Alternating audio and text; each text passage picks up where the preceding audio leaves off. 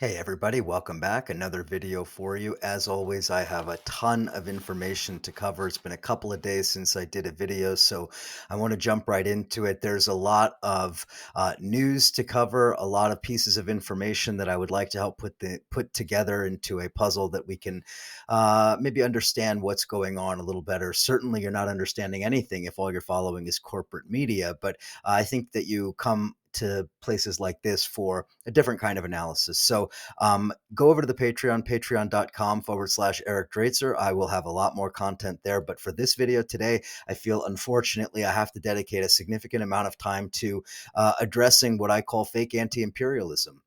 This is something that is pervasive. It is particularly insidious in this conflict, and it is something that unfortunately is going to take up a little bit of time to address because, as I said, the effect is one that ultimately runs interference for war crimes, for war criminal, and attempts to delegitimize our anti war politics. And when I say our, I mean the broad our anti war movement, our politics that stretches all the way back, at least for me, to the days of the Iraq War. For some of our friends and colleagues and comrades, it goes back to, I don't know, the 1980s or maybe the 1960s in Vietnam. Hell, maybe some of our older friends even longer than that. But the truth is that anti war politics is always at the center. And yet today we find this bizarre phenomenon where so-called anti-imperialists end up being cheerleaders for war crimes. So let's talk through what it means to expose fake anti-imperialism, because this is something that is really, as I said, it's pervasive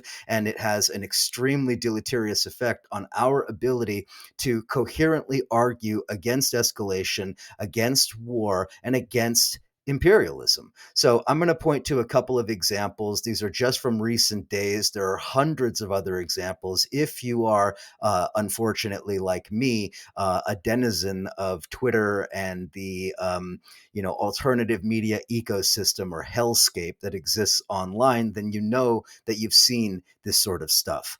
All right, so I call it fake anti-imperialism because it is actually pro-imperialism. It is just anti-US imperialism. It refuses to identify the nature of imperialism as existing in the world, not solely being relegated to the United States. It certainly doesn't place the conflict in Ukraine within any imperialist understanding. Suffice to say, the only imperialism they can identify is that of the United States using Ukraine for its own ends, which it, of course, is. But they don't want to address any of the other aspects of what's happening. And there's obviously very clear reasons why, and hopefully they'll become more clear as I discuss through it. So let's take some examples. The first one, if you saw this viral video last week of the demonstration at a soccer game in Serbia, the club in question is Red Star Belgrade. So this is the most popular club, as I understand it, in Serbia. I'm not, a soccer/football guy, but this is my basic understanding of it. So what happened was there was a video that went viral. A number of people had retweeted it. It went all over the place. And this was these signs that were being held in the audience, basically naming all of the 20 plus countries that NATO has either bombed or quote unquote intervened in or rained death upon, or however you want to describe it. Of course, we can point to many examples, most relevant, obviously, to that game being Serbia, the bombing of Serbia over the Kosovo conflict, 1999, 2000, etc.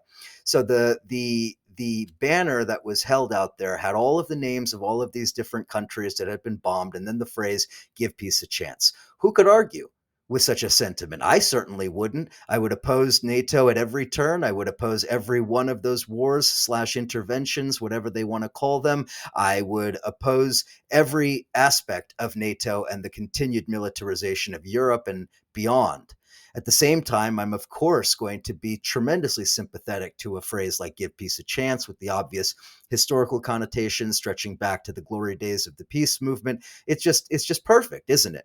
Well, unfortunately, although Russian media and the sort of Kremlin propagandists were busy pushing this and making it as viral as possible, they did so, as always, with absolutely zero context. So let's provide a little bit of context, shall we?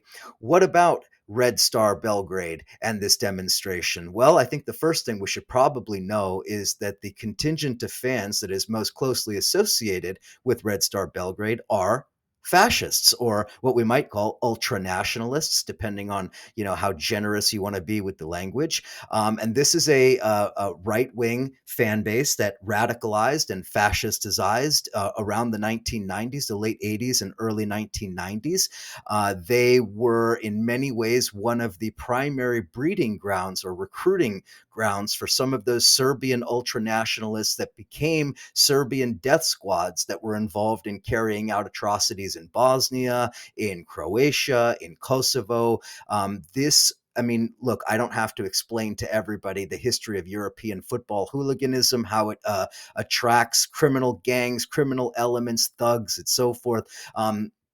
In other words, the reason I bring this up is not to say that the message was wrong. It's the nature of the people who are trying to convey the message and who it is that's orchestrating this message and why they're whitewashing what exactly we're looking at here. Are these peaceniks? No. Do they have a correct sentiment? Yes. But the context is what is necessary. This didn't just come out of nowhere. This was organized.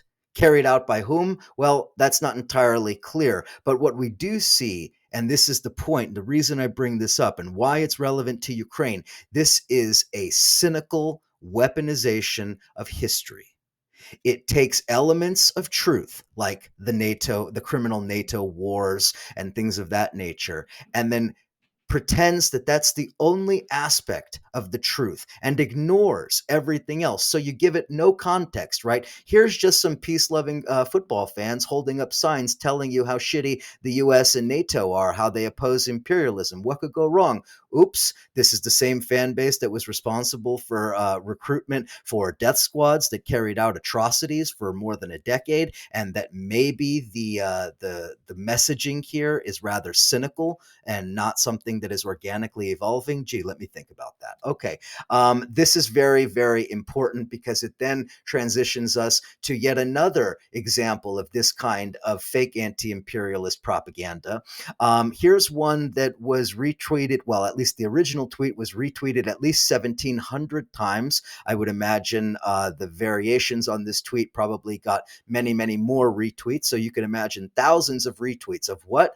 Of drone footage. Now, this comes from one of the real shitheads over at the Gray Zone. I forget which of those shitheads, but one of them posted footage of a drone that they said, "Oh my God, look at the horrible damage done to Mariupol. Mariupol. Oops. Nope. Actually, this is footage from Detroit." Okay. Wow. How clever. How witty. Oh man, it takes your breath away to see such wit put into a tweet. But what is this really about? This again, cynical manipulation of both the content and the viewer. Number one, what is this attempting to do? It is attempting to deflect away from what is happening in Mariupol by pointing to something that is completely unrelated, namely the neoliberal destruction and dismantling and stripping of the great American city of Detroit. Right. And by equating these two, not only are you making a completely false connection, it creates in sort of the I guess you could say in the more weak-minded viewer, a completely false dichotomy, wherein discussion of what's going on in Ukraine is somehow to the exclusion of all the other things that happen in the United States. In other words, by virtue of showing this picture of Detroit, of these bombed out parts of the city, completely dilapidated, falling apart, we are supposed to then say, oh, whoa, wait a second. The only enemy is the ruling class in the United States. And, well, I guess we could say that we must ignore what goes on in the United States because the corporate media tells us to pay attention to Ukraine. Yes. We're all so utterly stupid as to be unable to identify that the indiscriminate bombing of Mariupol is a war crime and the destruction of Detroit over multiple decades is also a horrific crime carried out by the ruling class of the United States and the various neoliberal scum that run this country. Okay, but what does one really have to do with the other? I guess it gets you to the second point, the idea that if you were to oppose the bombing of Mariupol, you are in effect de facto providing support to the same forces that did what they did to Detroit. You see how this completely insane logic is supposed to work. If you're focusing on Mariupol and you're sharing pictures and videos of the horrific destruction of Mariupol, you are ipso facto an apologist for the United States. Why don't you care about Detroit? How come you don't care about the people of Yemen? Guess you don't give a damn about the Palestinians. Why are you even talking about anything if you're not talking about all of these other things? Just be quiet. Don't talk about Russia's war crimes. You see how this is supposed to work? This is a deliberate misrepresentation of reality. It is not just a deflection, it is a deliberate misrepresentation in the sense that it basically implies, and I mean, you have to do a little bit of mental work here. It essentially implies that responsibility for the bombing of Mariupol is actually with the United States. You see, there's no mention of Russia here, no mention of the country that's actually bombing Mariupol. Instead, there's just a picture of the drone footage of Detroit, and you're told, don't pay attention to Mariupol, pay attention to Detroit. If you pay attention to Mariupol, you're obviously pro-US. This is the kind of thinking that passes for anti-imperialism. Obviously, it's ridiculous. Obviously, it should be discredited. People who peddle this nonsense should be, rhetorically tarred and feathered. But ultimately, it is incredibly effective. There's also a third element here that is really the sort of implied racism that I was just getting at. How dare you talk about white victims in Mariupol? You're obviously ignoring the black victims of Detroit, or the Islamic victims in the Middle East, Arabs or what have you, right? You're not paying attention to the Palestinians or to Yemen or to any of these other issues because you're talking about Mariupol. It's impossible to talk about all of these things simultaneously. It's impossible to criticize these things simultaneously. And if you do talk about Mariupol, well, then you're obviously an imperialist. You see, I'm being facetious, obviously, but there is an element of truth in this because this is the sort of mental process that you're expected to go through when you see this kind of garbage, right? So focusing on Ukraine to the exclusion of everything else, well, that's what they seem to think, but that's just not reality. For real anti-imperialists, we are able to identify where imperialism rears its head and to oppose it in all its forms. We can identify the neoliberal asset stripping of Detroit. We can identify the underfunding, the attacking of labor unions, the offshoring of manufacturing jobs, all of the processes that went on in Detroit over decades to create the hellscape that was in that drone footage. And simultaneously, we can also know everything that's happened leading up to what's happening in Ukraine. The only people who are not able to do that are those who have a vested interest in making you ignore what's happening in Ukraine. All right. Speaking of people who have a vested interest in ignoring war crimes in Ukraine, let's talk about one of the most popular of all of the disinformation narratives right now around Ukraine, and that is the alleged staged bombing of Mariupol. I probably don't have to explain to you that a bunch of people have shared this garbage. This came from the Gray Zone. Max Blumenthal, the alleged journalist, with his alleged investigation into what happened in Mariupol. Let's talk about this because it's completely asinine horseshit.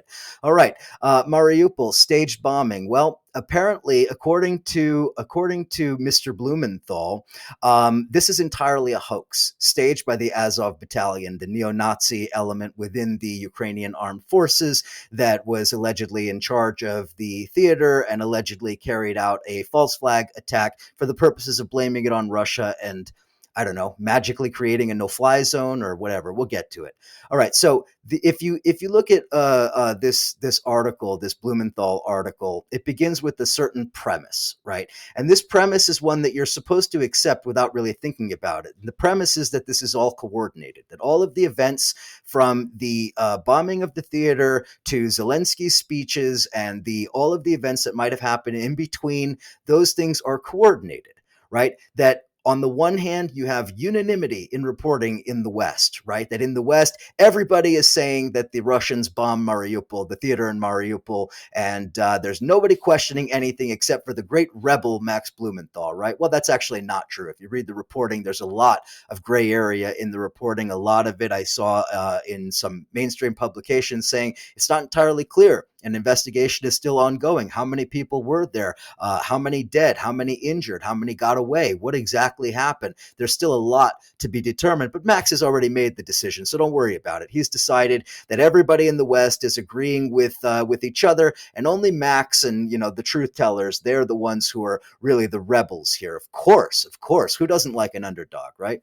So the argument, at least in the beginning of this piece, is that it's time to coincide with Zelensky's speech to the U.S. Congress. Well, of course, a small detachment of Nazis on the ground in Ukraine coming under heavy Russian fire are certainly coordinating with the president of the country giving a speech to the U.S. Congress. There's no question about that. What's the evidence for that? None. But hey, that's going to be a running theme here, isn't it? So what is the idea? The idea for Maxi Boy and all of the rest of these clowns that seem to think that he's a legitimate journalist, it is to cast doubt on the entire narrative by connecting the specific events in Mariupol to a much larger political issue, namely the government of Ukraine, Zelensky specifically, but the government of Ukraine attempting to more or less encourage or coax, if you will, the United States and NATO into more direct involvement in Ukraine. These two things are completely unrelated. One is an aspect of political analysis, namely saying that there's potentially timing issues related to these events, and the other is actually, well, what you would theoretically call journalism, right? Eyewitness accounts, testimony, forensic analysis. All of this is jumbled together into one, disinformation kind of morass. But let's try to pick it apart, and let's give Max his due and try to analyze what he's saying for, on its own terms. When you read through the article, not only is it mixing political analysis and reporting, right, going from the whole, oh, well, the timing and, oh, but we also have eyewitnesses. But here, let's talk about the timing again, right? It goes straight from that to so-called eyewitnesses. And what is the first citation, the first link in the article? Well, of course, it's a link to the official statement from the Russian Ministry of Defense, because who could expect a truthful answer from the Russian Ministry of Defense, right? I know I do. That's where I go for my truth telling. So the official statement from the Russian Ministry of Defense: we didn't carry out any strike. Good enough. Good enough. All right. Here's another really interesting statement from Mr. Blumenthal. Quote, "It is clear that Russia gained nothing by targeting the theater." Close quote. How in the world could that be clear? He's not on the ground. He doesn't actually have any military testimony of any kind from either side. He doesn't really have much of anything except for a couple of eyewitnesses on some Telegram videos. So how could it be clear that the Russians gained nothing? He has no knowledge of what military targets might have been there. This is the same person who 3 paragraphs earlier was telling you that the Nazis are keeping hundreds of people as human shields. So maybe there was a military target there, presumably dozens of Azov Nazis. Who knows? Right? Well, certainly Max can put it right up front, right in the beginning of the article. It is clear that Russia gained nothing by targeting the theater. He's not there. He has no way of knowing that. If they're using these civilians as human shields, well, then there is actually a reason to bomb. There is a target there. All right, let's talk about it. Which is it? Are the Nazis there keeping human shields, thereby making them a target, or are they not? Are they not actually bombing, and the Azov Nazis are staging all of this? Any evidence? We'll get there in a second. I want to talk about 2 key phrases that make an appearance in Mr. Blumenthal's article. The first phrase probably doesn't require too much explanation. He doesn't say the words Russian invasion. He doesn't say Russia's war. He doesn't say any of that. What he says is the Russian military operation in Ukraine. Now, that sort of euphemism is directly towing the Kremlin's line not to call this a war. Is that because Max got direct orders from Putin himself? Well, probably not. I think it's more about Max having internalized that self-censorship that requires that in order to keep his subscriber base and all those people funding his Patreon and all the rest of this filth, he's going to continue to tow this disgusting line that this is not a war, in the middle of the fact that hundreds of civilians, children are being blown to pieces every single day, families being separated, all of the horrific crimes that come with war. Who cares? It's just a military operation, no big deal. Let's talk about another phrase that is utterly asinine and needs to be debunked. The phrase ethnic Russians is repeated over and over and over again throughout this article and throughout almost every Kremlin propaganda piece you're going to find. Why do they keep using the phrase ethnic Russians? It is to confuse. It is deliberately to mix up the terminology so people have a hard time understanding what is actually happening.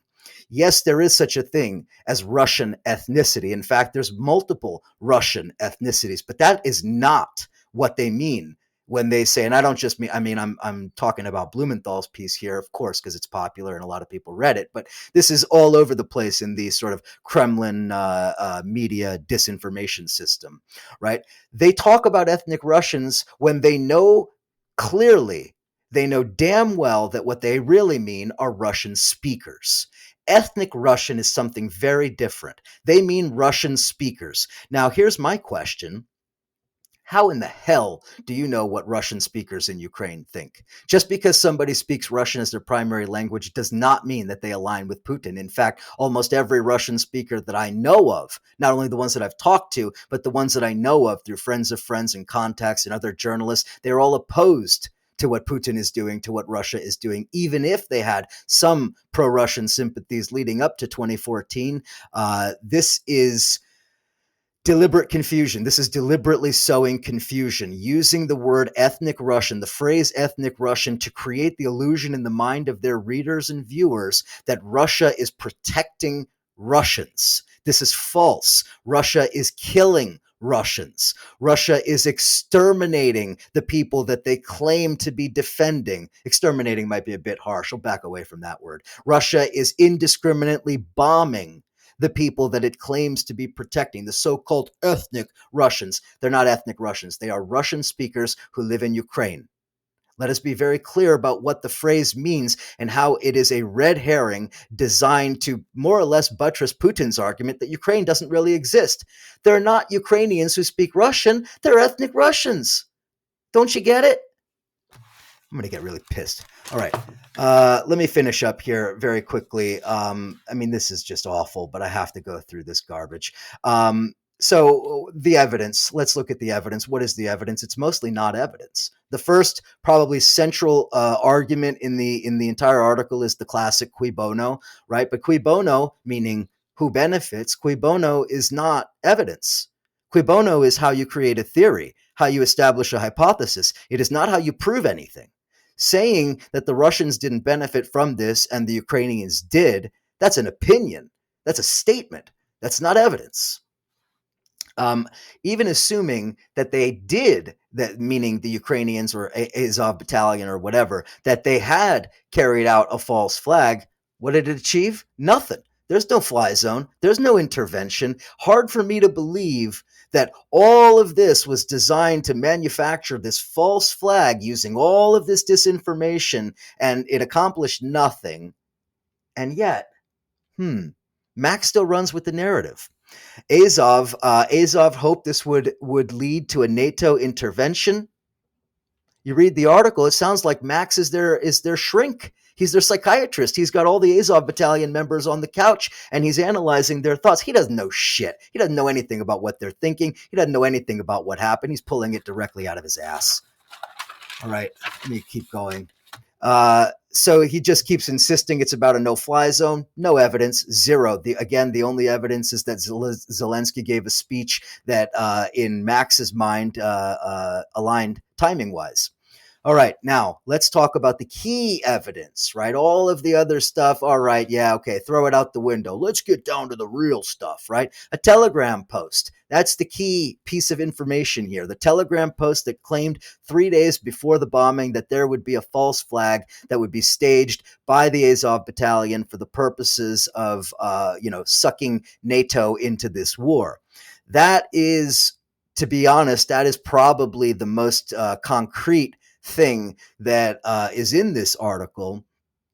And, you would think, well, gee, that's interesting, except when you read a little bit more carefully and you realize that the Telegram post is actually based on the testimony of a journalist working for Komsomolskaya Pravda.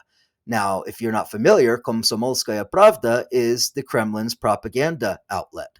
Okay, so now you have a Kremlin connected journalist putting out on Telegram a few days before the bombing that there's planning to be a false flag attack. Is it that he had information about what Azov was going to do? Well, according to Max, that's the only explanation. It couldn't possibly be anything else. No, it couldn't possibly be that somebody with connections to Russian intelligence put out information to help them get ahead of what they knew was going to be a PR disaster as they carried out an atrocity. That's not possible. No way. Of course not.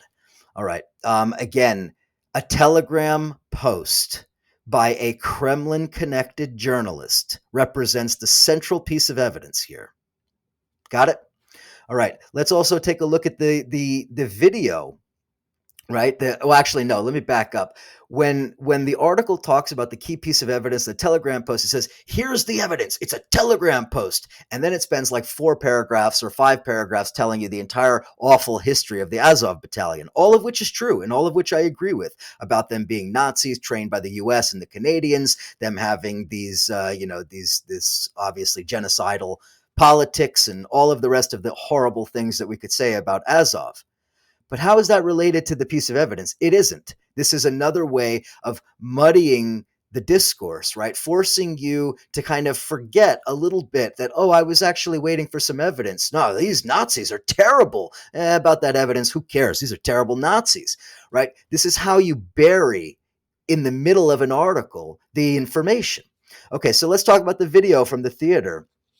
There's a video that Max links to in the article claiming that basically this proves that the Azov battalion are using these people as human shields and preventing them from leaving. It's possible. Absolutely possible. Nazis are Nazis. They could be doing any manner of crimes that they might be committing. But there's also other evidence from elsewhere that does seem to indicate a different explanation. We have a number of reports, not just from Mariupol, but from other cities as well, where the Russians have allegedly created humanitarian corridors and then bombed those corridors, where they've promised to let people flee and then prevented them from fleeing. So is it clear what's happening here and who's responsible for what? No, it isn't. No, it isn't. It could absolutely be that Azov is detaining people. It could also be that people can't move because the Russians are bombing. So again, we're left with this situation where we want to find evidence. We want to look at the evidence. And what is the evidence in Max's article? Well, it is basically the idea that a video with no attribution at all, with no confirmation of who it is and what it is we're looking at and when this was made and who might be standing off screen or any of those other things, we have none of that information. In other words, to shear context away from these videos and to force you within the sort of manufactured narrative that Blumenthal is presenting here force you to assume, well, that's obviously Azov and that's obviously them committing crimes. But you don't know that. I don't know that. I don't have any way of confirming what's happening on the ground in Ukraine. Neither does he. Honesty. I mean, don't we have any integrity? Doesn't anybody have any sense of journalistic ethics at all?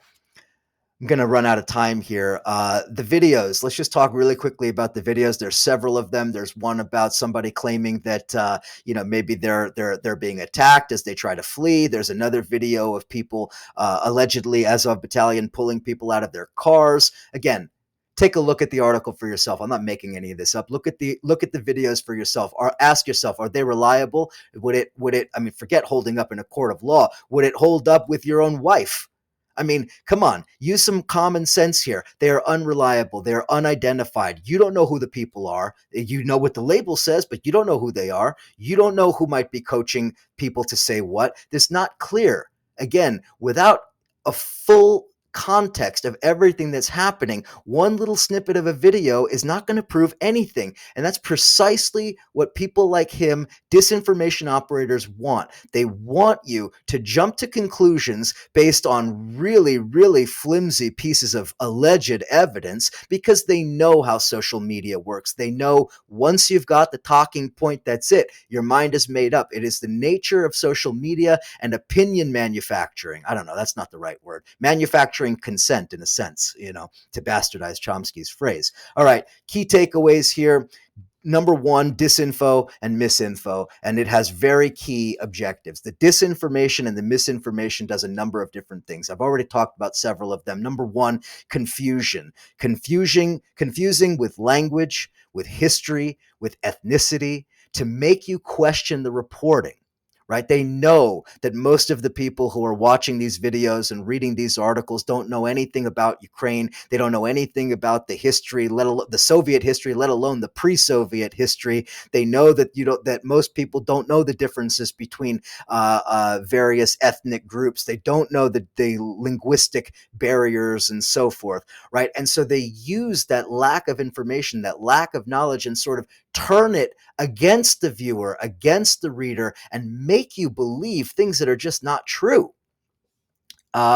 Confusing and to question the reporting. That's the key, right? So you could sit and watch a dozen videos of Russians shelling Mariupol. But if you read enough Gray Zone and enough of this other crap, you start to question your own eyes. You start to question what you're seeing. Are these really war crimes? Or are they, I don't know, targeting Nazis? Did the U.S. target terrorists? Or did the U.S. just carry out imperialism and indiscriminately kill people and claim it was about terrorism? I think we know the answer. Uh, Flooding the box with information in order to confuse, kind of the same point here. Equating political analysis with evidence-based reporting. This is very interesting, right? Because, I'm guilty of this myself because, people say, well, journalism, I'm not really a journalist. I'm not traveling to all these places and reporting from the ground. I provide analysis. I try to put together information from a lot of different journalists, from a lot of different sources. And I think that I can sort of make some sense out of it. That's what I think I'm good at. That's what I try to do, right?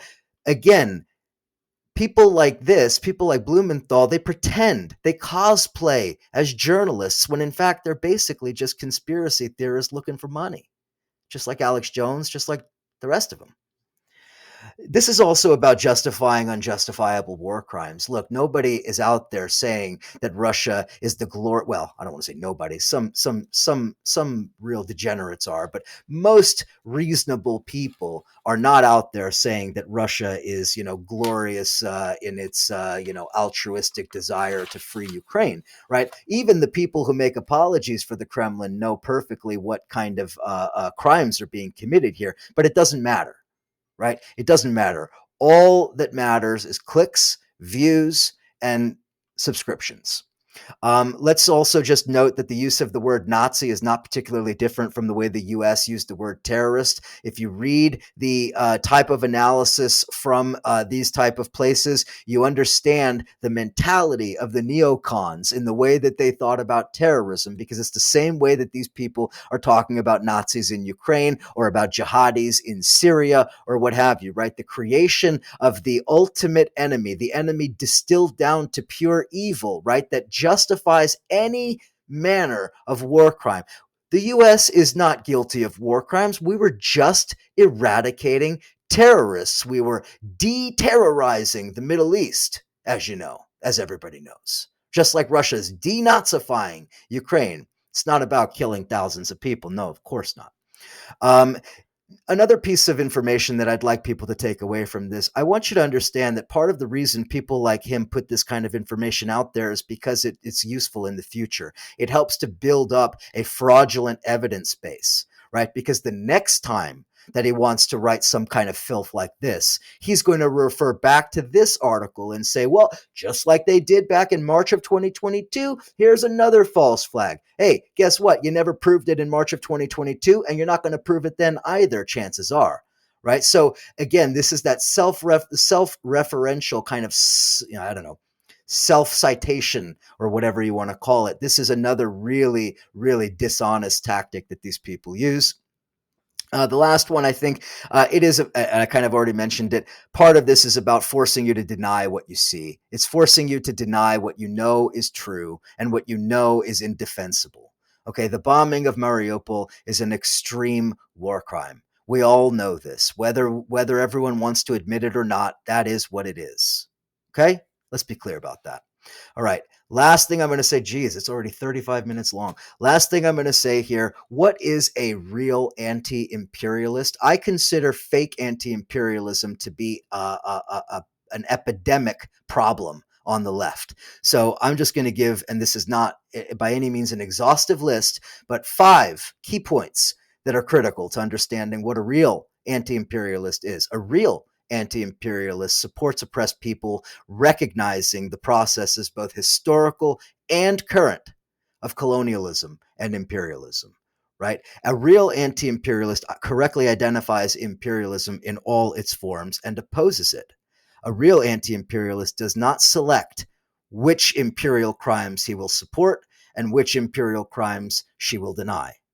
Okay? It doesn't work like that.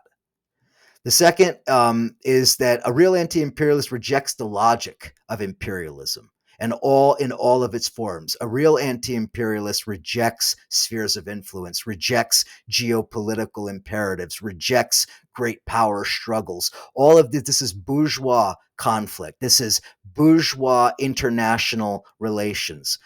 Socialists, anti-imperialists, communists, whatever, Marxists, anarchists, we're supposed to reject that kind of thinking. That's not what we believe in.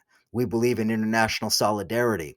We believe in overthrowing the ruling classes. We believe in solidarity with the oppressed people, even those who are struggling for national self-determination, even when that doesn't align with international socialism. I don't have to repeat all of the literature in the history books about the importance of the struggle for national determination, but Lenin understood it. It's one of the reasons why Putin continues to demonize Lenin over Ukraine, because Lenin understood that Ukraine was a super exploited colony of the Russian Empire that deserved self-determination. It did in 1914, and it does in 2022.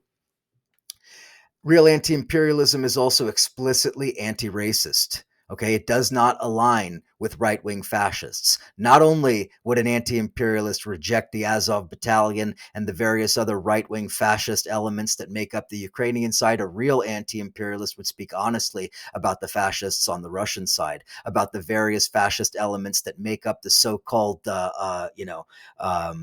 Russian alliance, as it were. They would talk about what those Chechen soldiers are responsible for in Chechnya, what kind of pogroms they've carried out. Just as you talk about pogroms of Roma people by Azov battalion, so too would you talk about pogroms carried out by Nazis backed by the Kremlin. Right? Again, this is about being honest about the reality of what is happening. A real anti-imperialist stands in solidarity with victims of war, doesn't laugh at them, doesn't pretend that the crimes perpetrated against them are hoaxes.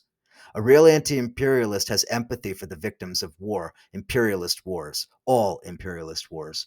Last thing I'll say, a real anti-imperialist speaks truthfully about imperialism, about all imperialisms, doesn't pick and choose, doesn't take sides with one empire versus another, one imperialism versus another. A real anti-imperialist understands that anti-imperialism is about solidarity. So what can I say? I'm way over the time. I don't normally do these kind of videos, but I felt like I had to because so much of this is floating around. Go over to the Patreon. I have so much more to discuss. Patreon.com/Eric Draitser. If you don't like what I said, sorry. If you do like what I said, go over to the Patreon. Really appreciate your support. Thanks.